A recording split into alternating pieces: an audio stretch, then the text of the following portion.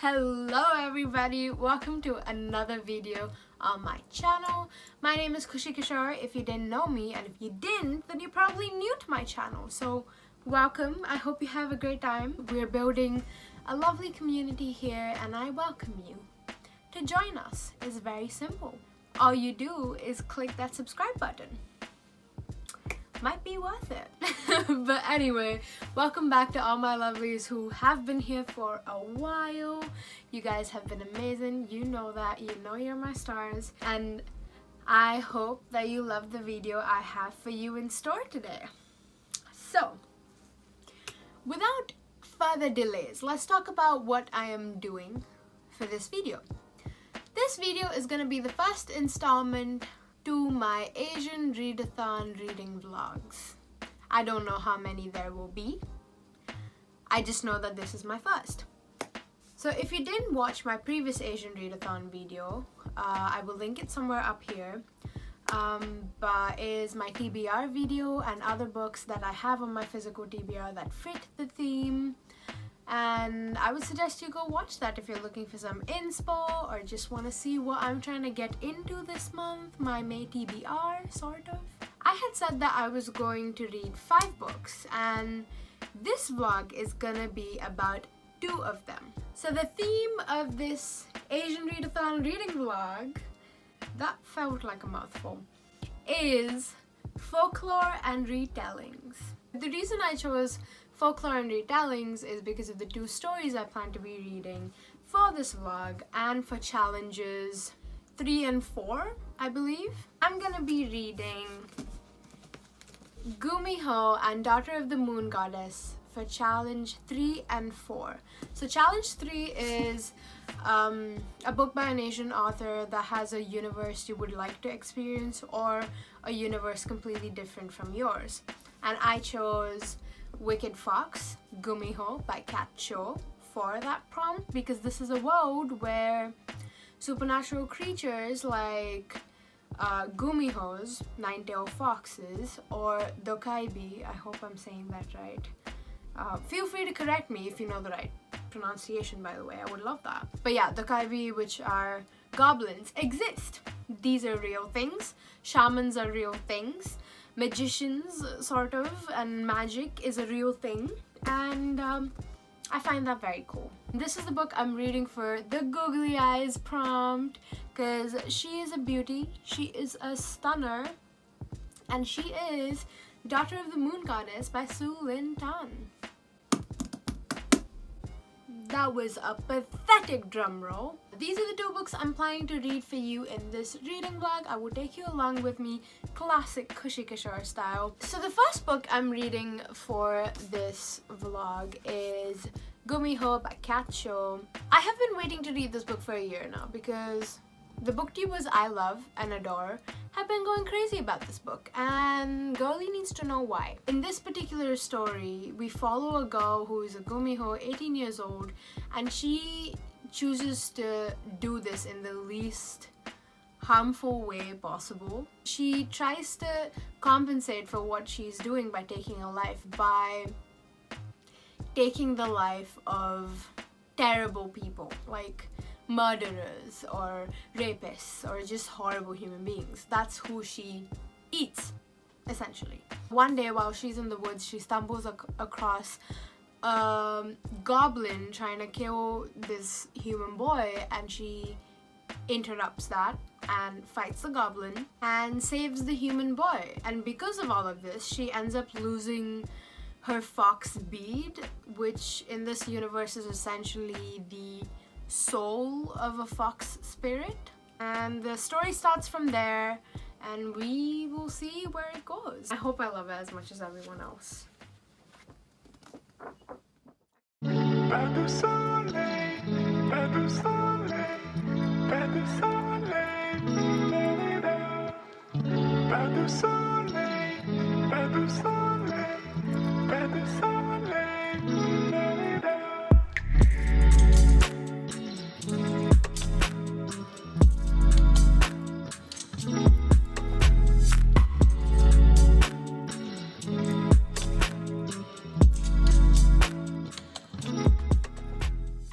Okay, Okay, so a quick update. I am on page 234 of Gumiho Wicked Fox by Cat Show, and I am enjoying the heck out of myself. There's such beautiful writing and really nice relationships between people, a very interesting exploration of familial dynamics and humanity and what it means to be a supernatural in this world, and also very beautiful exposure to Korean culture and Korean folklore. And I just want to keep reading and immerse myself in this story and world and know more and learn more and enjoy more. So that's exactly what I'm gonna do. I have to say, I really love Ji-hoon as a character, especially in page 234. If you know, you know. But yeah, I will talk about it more when I do the final wrap-up of this book, but I have some thoughts. I think this is a very strong start to Asian Readathon, and I am so happy about that. I'm hoping that I'll be able to sit down and finish this book by tonight, so let's see if I can.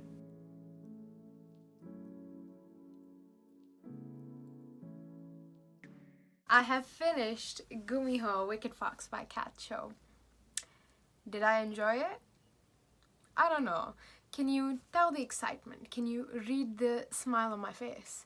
Can you guess whether I liked it? Yes, I liked it. It was such an amazing start to my Asian Readathon, and so beautiful and so well written, and I had a really good time. I'm still debating on what I want to rate it. It's between a 3.5 and a 4 stars, but that's only because the book sort of took me by surprise. I was expecting it to be something completely different, and especially that ending. So I'm still sort of debating where I stand on it. I'm gonna let myself think about it a bit and give you a full rating and review and breakdown towards the end of this video with Daughter of the Moon Goddess. That leads us to the next part of this video, the retellings part of Folklore and Retellings, and that is Daughter of the Moon Goddess by Lynn. I'm very excited to finally be reading it after having bought it months ago. In this story, we're following our protagonist, whose mother is the Moon Goddess, if the title of the book didn't give it away. And her mother is sort of exiled by the Celestial Emperor and has been imprisoned on the moon. Within the first couple of pages, I believe, the daughter has to run away from her home, the moon, because the Celestial Emperor sensed her growing magic, and no one really knows that the Moon Goddess has a daughter. So she had to run away and disguise herself and sort of live in the Celestial Kingdom, and then she sort of infiltrated the Celestial Palace and tried to learn more about her magic and grow stronger, and everything she's doing is to find a way to free her mother. I don't really know what else to say apart from let's get to it.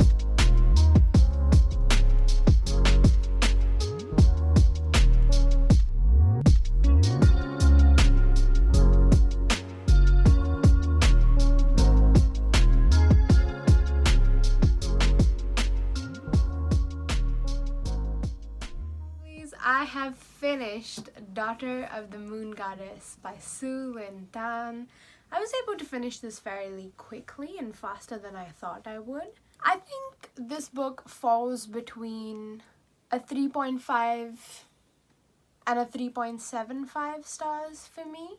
That is a very good rating in my eyes. This is honestly the most jam-packed book I have ever read in my life. Probably. So much happens in it. Like, how is this just one book? To me, honestly, I wouldn't mind if this was split into 2 books. A lot happens in this one book, which was kind of overwhelming for me at some points. like once I finished the book and then I looked back to reflect on everything that happened in this book, I'm just like, oof, that was a lot. Now, that's not necessarily a bad thing, it's just not something I'm used to. So this story, as I told you when I was reading the synopsis for you guys, revolves around the main character's aim to free her mother. And for me, that was definitely a very strong driving point and was very present in her mind throughout the whole story, which I really do like. No matter what happened, love interests came by, difficulties came by, overall she knew what she was doing this for, and I really, really commend that. I found that beautiful. And I definitely think this is a very strong debut with beautiful visuals supported by lyrical writing. It took me a while to settle down with the writing and get into the flow of reading this book, but once I did, it was very, very worth it. The writing is beautiful, and I definitely enjoyed the Chinese folklore, mythology, and moon goddess retelling aspects of this story. This was definitely what I was here for, to learn more about cultures different from mine, and I just loved it so much, so much. Like the creatures and the dragons and the magic and the moon goddess and the warriors, and such a good time, such a good time. The reason this book is not higher than 3.5 stars for me, despite how much I like the writing and the mythology aspect of it, is because sometimes the pacing felt off to me. I feel like sometimes I didn't connect to the characters as much as I should have, and therefore didn't feel as much as I could have for them, which was kind of disappointing. But I don't know if that's because of the story or if it's just because of the kind of mood I'm in. Finally, how much was packed into this one book, and that threw me off a little bit as well. But that is purely a choice of the kind of books I like to read or the kind of pacing I want in a book. Doesn't make this book bad, it's just my personal choice. But yes, I read Daughter of the Moon Goddess and I gave it 3.5 stars, and I am very, very happy overall that I read this book and I chose it for Asian Readathon, and it was a great time. It really was. Next, I'm going to give you my review of Gumiho by Cat Show. So, as I was telling you last time, I was confused what to rate it, and I think I'm settling on like a 4.25 situation because I couldn't commit to either 4 or 4.5. So, first things first, yes, as we can see in the cover, there is a romance in this story. And it's very sweet and very wholesome, but I love that while it is a prominent part of the story is more about Mi-young and her relationship with herself as a Gumiho, which is a creature that has to feed off of other people's energy to survive, and her relationship with her mother, who is a full Gumiho. Mi-young is part human, but her mother is a very old, very powerful, full Gumiho. And Mi-young's relationship to Yena, her mother, which is very complicated and very, very difficult, and this story definitely touches upon familial dynamics a lot more than I expected it to, which was a really nice change because I didn't see it coming. It really highlighted how the way parents are and how their traumas can be translated into the way they raise their children, and then how their children take that and react to the world around them because of the way they've been brought up. I don't know if that makes sense, but once you read this book, you will understand what I'm saying. One thing I really love about this book was how self-aware the main character was, and this is from page 1. And it's like she has to kill to be able to live and be immortal and healthy, and even though she tries to kill bad men, she is still murdering them, and she understands that that doesn't technically make her any better than they were. That is there, is present throughout the whole story. like I said, familial dynamics is a huge part of this book, and you will definitely feel your heart go out to both the characters, Mi-young and Ji-hoon, for their own familial situations and how they compare to each other and how they're similar to each other, but then again, not really. The writing and the intrigue aspect of this book and the fact that I wanted to keep knowing more and what happened next was very, very good. So full marks for that. And I have to say, I love Ji-hoon. I love the kind of relationship and friendship he has with Mi-young. I love that it's flawed and not perfect and not love at first sight. And I love how different they are to each other, but how well they complement each other.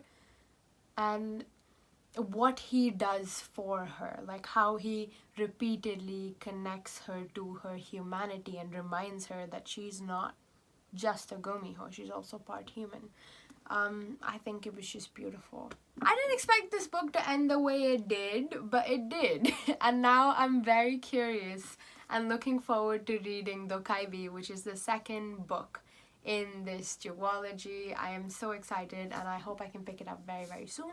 But yes, this is a 4.25 stars from me. I thoroughly enjoyed the read. Fantastic. So much fun and cannot wait for more. And with that, here we are. Gumiho got 4.25 and Daughter of the Moon Goddess is between 3.5 and 3.75. I would say that is a very successful reading vlog. I will suggest these two books to any one of you who have watched this video and been like, hey, that kind of sounds like my type of thing. Just pick it up. Pick it up and then tell me what you thought about it. I hope you enjoyed the vlog and liked listening to my thoughts and feelings about these books. I hope you picked them up as well, or if you have, tell me down in the comments what you thought of them. Also tell me what you've been reading for Asian Readathon so far. I am so excited to dive in and start working on my next video and reading for my next video for Asian Readathon.